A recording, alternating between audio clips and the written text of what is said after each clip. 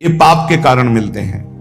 लोग मारे घूम रहे हैं, दुख मिटाने के लिए सोचते हैं कोई जादू कर दे, कोई टोना कर दे, कोई जंतुर बांध दे, कोई आशीर्वाद दे दे। अरे काहे को पागल हो? यदि तुम अच्छे आचरण करते हो, भगवान नाम जप करते हो, सद धर्म से चलते हो, तो तुम्हें किसी से आशीर्वाद मांगने की जरूरत नहीं। बात मान लीजिए, प्रार्थना मान लीजिए। दिखावे में लाखों लोग अपने जीवन को नष्ट करने के लिए तैयार हैं। ये माया का ही तो दिखावा है जिसमें जन्म के जन्म हमारे नष्ट होते जा रहे हैं। सत्य मार्ग को क्यों नहीं पकड़ते हो? किसी के आशीर्वाद की जरूरत नहीं आपको आनंद प्राप्ति के लिए। आप आनंद के बच्चा हो, आनंद स्वरूप हो। जिनसे आशीर्वाद मांगते हो उनके अंदर जो आत्म तत्व बैठा है वो तुम्हारे अंदर बैठा है। वही संपूर्ण आनंद लिए तुम्हारे अंदर बैठा है। तुम्हें किसी से गिगियाने की जरूरत नहीं। बस तुम अपने स्वरूप को नहीं पहचान पा रहे हो, अपनी शक्ति को जागृत नहीं कर पा रहे हो, इसलिए तुम दौड़े घूम रहे हो। भागने की जरूरत नहीं है। सत्संग सुनो, उसे अपने आचरण में उतारो। ये बात आप कागज में लिख लो, चाहे दिमाग में लिख लो। जब तक आपके आचरण शुद्ध नहीं होंगे, जब तक आप भजन नहीं करोगे, जब तक आप दूसरों को सुख नहीं दोगे, मन वचन कर्म से किसी को भी दुख नहीं पहुंचाना, तब तक आप भागे। और यहां से लेकर ब्रह्मलोक तक अगर आपको सुख मिल जाए तो बता देना। आ ब्रह्म गुणान लोकान पुनरावर्तिनो, अर्जुन यहां सुख मिलने वाला है। आ ब्रह्म स्तंभ पर्यंतम सर्वम मायामयम जगत, यहां सुख मिलने वाला है। अगर सुख सिंधु भगवान का भजन नहीं करेंगे, बैठ के अपने घर में बैठकर आधा घंटा भजन नहीं करेंगे, मारे घूम रहे हैं, सोच रहे हैं ये भगवान का अवतार है, हमारा कल्याण हो जाएगा। ए भाई, जब भगवान वास्तविक अवतार लिए और जो भजन नहीं किए उनका भी कल्याण नहीं हुआ। भगवान के अवतार के समय हम भी रहे होंगे कहीं ना कहीं, किसी जीव जंतु के कल्याण हुआ क्या? अब भजन करोगे तो कल्याण हो जाएगा। हमारी बात मान लो। बार बार आपको कभी कड़वे शब्दों में, कभी मीठे शब्दों में बताते हैं। ए भाई, बचपन से भगवान के मार्ग में लगे हुए हैं, हमको अपना कर्म भोगना पड़ रहा है। जो शरीर रचना के समय रचा गया था वो सुखद या दुखद कर्म भोगना पड़ा। रामकृष्ण परमहंस जी के कैंसर था, भाई जी हनुमान प्रसाद पोद्दार जी के उदर में कैंसर था, बड़े बड़े महापुरुषों को भोगना पड़ा। तो प्रारब्ध को भोग लो। ये भोगने की सामर्थ्य नाम जप से आ जाएगी, और नाम जप करके जन्म मरण के चक्र से मुक्त हो जाओ। मान लो मेरी बात। क्या वृंदावन की परम पावन रज से बढ़कर त्रिभुवन में कोई रज है? इस रज में बैठकर तुम्हें आनंद नहीं मिल रहा तो कहां मिलेगा तुम्हें? क्या भगवान नाम से बढ़कर कोई अमोघ शक्ति है जो भगवान को अधीन कर सके? सुमिर पवन सुत पावन नामू अपने बस कर राखे रामू। लेकिन समझ में नहीं आता। ये जीव सोचता है कोई तपस्वी, कोई सिद्ध से हमारे दुख दूर हो जाएं। नहीं, भगवान के वचन सुन लीजिए। दैवी हेषा गुणमयी मम माया दुरत्तया मामेव ये प्रपद्यन्ते माया में ताम तरंति। ये गुणमयी माया को पार करना बहुत कठिन है। एकमात्र उपाय है, मेरी शरण में आ जाओ। हरि शरणम श्री कृष्ण शरणम ममो। जब तक प्रभु की शरण में नहीं तब तक माया मुक्त। पर समझ में नहीं आता। लोगों को ऐसा लगता है मैं जाऊंगा, आशीर्वाद मिलेगा, मैं सिद्ध हो जाऊंगा, सब दुख नष्ट हो जाएंगे। आप समझो, हमारी प्रार्थना को समझो। हम अंदर से पीड़ित होकर बोल रहे हैं, आप लोग समझते नहीं हो। भगवान का भजन किए बिना कहीं भी भाग के चले जाओ, आपको शांति नहीं मिलेगी प्यारे। और घर में बैठकर यदि भजन करोगे तो घर तीर्थ हो जाएगा, घर में भगवान पधारेंगे, आप आनंदित हो जाओगे। संत संग का फल होता है भागना, मिट जाना। सत्संगति संस्कृति कर अंता, ये जो जन्म मरण का भागना ये मिट जाएगा। ये छोटे मोटे भागने से, शब्द सुना, मनन किया, आचरण में लग गए। कभी महीना 2 महीना में अगर संयोग बना तो हम बैठ के सत्संग सुन रहे हैं, नहीं तो हमारे पास यंत्र है, हम रोज उससे नवीन उत्साह प्राप्त करें भगवत मार्ग में चलने का। जब मिले तब दर्शन कर लिए, नहीं तो हम उनकी आज्ञा पर चल रहे हैं तो हमारा सदैव सानिध्य है। भागने की जरूरत नहीं भाई, नहीं। थोड़ा चैन लो, थोड़ा शांति लो। भागने की जरूरत नहीं है। अंदर से भगवान को सुमिरन करने की जरूरत है। थोड़ा संयम में आओ। जिसको देखो मनमानी आचरण कर रहा है, सोचता है कोई संत महात्मा आशीर्वाद दे देंगे, तो तुम्हें संत महात्मा मिलेंगे ही नहीं। तुम करोगे पापाचरण तो संत महात्माओं का सानिध्य नहीं मिलेगा। पापवंत कर सहज स्वभाव भजन मूर्ति भावन काऊ, जो पे दुष्ट हृदय सोई होई मोरे सन्मुख आओ की सोई। अच्छे आचरण करो, घर बैठे महात्मा मिल जाएंगे। कोई आ जाएंगे ऐसे, तुम्हें कृतार्थ कर जाएंगे। कहीं तुम भेज दिए जाओगे जिनके वचन से तुम कृतार्थ हो जाओगे। हमारी प्रार्थना को मानिए। अपने इस अमूल्य मानव जीवन को कूड़ा करकट की तरह मत नष्ट कीजिए। श्रीपाद कह रहे, नेत्रे उत्पाटित सपदि स्त्री क्षणे लालसा चेत यदि ये गंदी लालसाएं उत्पन्न हो रही हैं तो थोड़ा शासन में लाओ अपनी इंद्रियों को, छूट मत दो। बहुत जीवन व्यर्थ कर दिया इन इंद्रियों ने, अब सावधान हो जाओ। तुम स्वतंत्र सिंहवत जीवन व्यतीत करने के लिए मानव जीवन प्रकट किए भगवान ने तुम्हारा। तुम इंद्रियों के गुलाम होकर, मन के गुलाम होकर, भोगों के गुलाम होकर के जीने के लिए नहीं आए हो मनुष्य देह में। देवता तरसते हैं इस मानव देह के लिए। क्यों? क्योंकि साधन धाम मोक्ष कर द्वारा, इसे साधना करके हम जीवन मुक्त महापुरुष हो सकते हैं। लेकिन नहीं, बस कोई ऐसा कुछ कर दे जिससे हमारा पति बन जाए, कोई ऐसा कर दे कि हम स्वस्थों को भोग भोगें, कोई ऐसा कर दे सारी झंझटें मिट जाएं। अरे औरों की तो बात जाने दो, भगवान जिनके घर में अवतरित हुए आप वहां दृष्टि डालिए।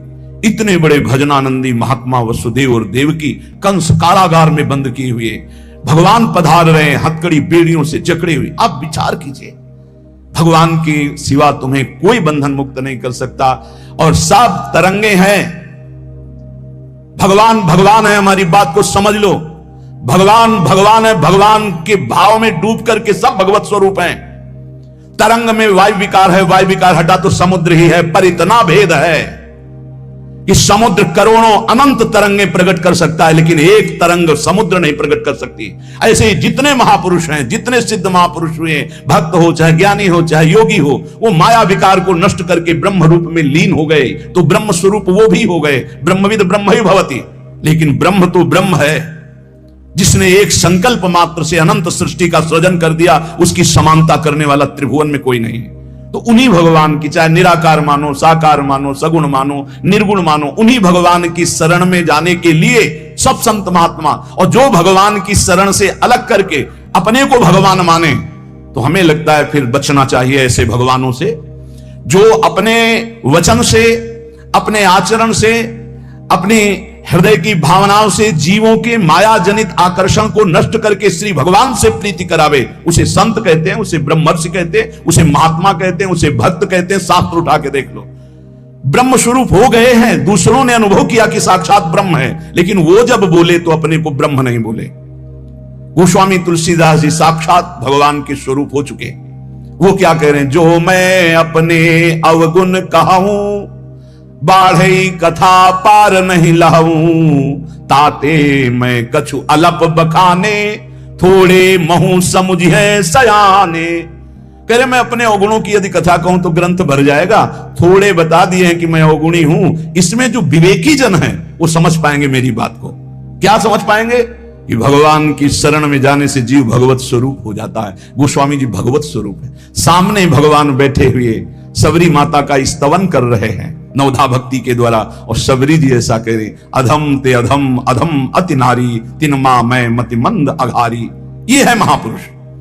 भगवान के चरणारविंद की, नाम की, लीला कथा की वृत्ति हृदय में जिनके संग से जागृत हो, वही सत्संग है।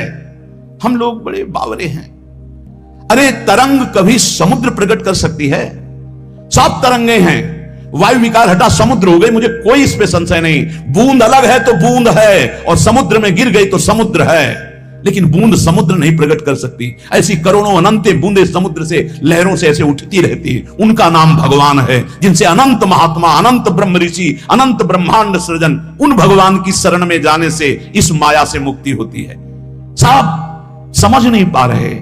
अरे जिनका नाम जप कर, जिनका चिंतन करके, जिनके आश्रय से जीव ब्रह्ममय हो जाता है, भगवत स्वरूप हो जाता है, वही तुम्हें करना है। यही सत्संग से प्राप्त होता है। अगर ये ना प्राप्त हो तो सत्संग नहीं है, वो कहीं ना कहीं घुमा करके हमको भटकाया जा रहा है।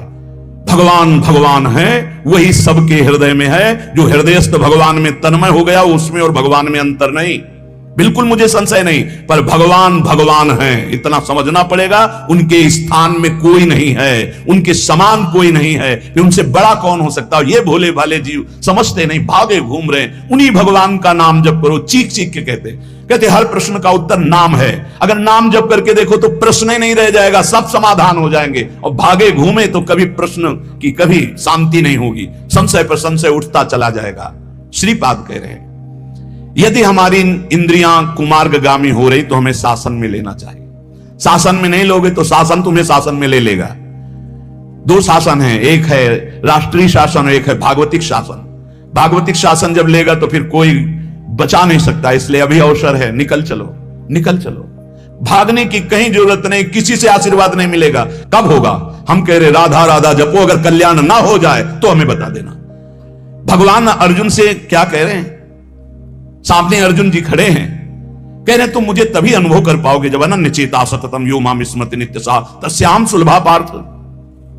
सामने खड़े हो, कह रहे सुलभ नहीं हूं मैं, सुलभ उनके लिए हूं जो मेरा अनन्य भजन करते हैं, अनन्य चिंतन कर। पकड़ी नहीं पा रहे, लाख सत्संग सुन रहे, पकड़ी नहीं पा रहे।